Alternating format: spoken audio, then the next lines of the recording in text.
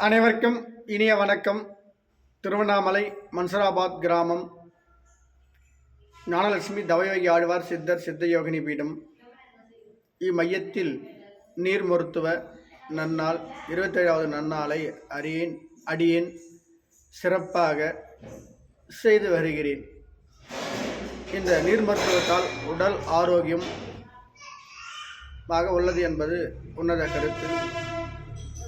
ஆகினால விரும்பக்கூடியவர்கள் அடியுடைய நம்பர் 9626014057 தொடர்பு கொண்டு இந்த புத்தகத்தையும் பெற்று முழுமையாக படித்து ஒரு தெளிவு கிடைத்த பிறகு இந்த நீர் மருத்துவத்தை நீங்கள் கடைபிடித்தீர்களானால் உங்களுக்கு அனைத்து விதமான நோய்களும் உங்கள் உடலில் இருந்து தானாகவே வெளியேறும்.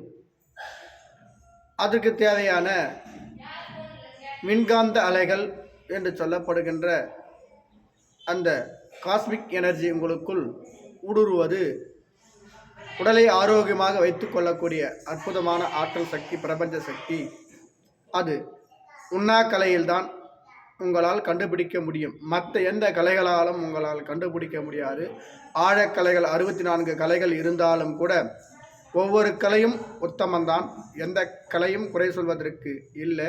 அந்தந்த கலையும் அந்தந்த கலை வல்லுநர்களுக்கு செம்மையாக அமையும். இருந்தாலும் இந்த மனித சமுதாயம் நிலை பெற்று வாழ வேண்டுமானால், மரணமில்லாத பெருவாழ்வை தழுவ வேண்டுமானால், இந்த உணவில்லாமல் வாழும் யோகமுறை கலையை கற்றுக்கொள்வது மிக மிக அவசியம்.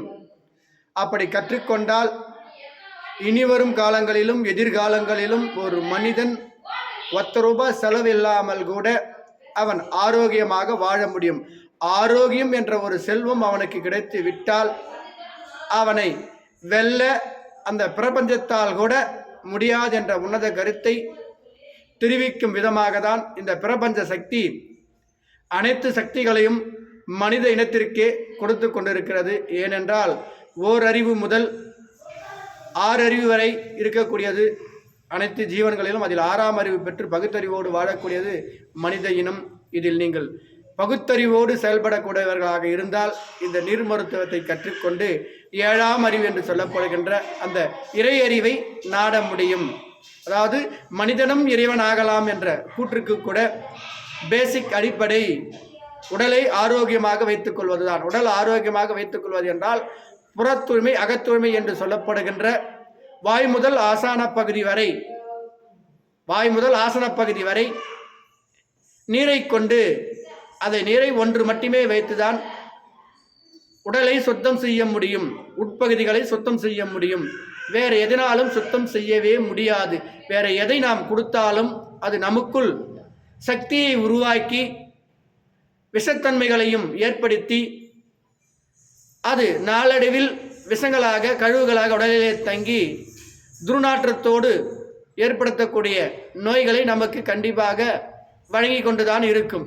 ஆனால் அதை அகற்ற நீர் ஒன்றே போதும். நீரை மருந்தென கொண்டு அவ்வப்போது அறிந்து உண்ணாவிரதங்கள் இருக்கின்ற பொழுது நாம் அனைவரும் நலமாக வாழ முடியும். நன்றி, வணக்கம்.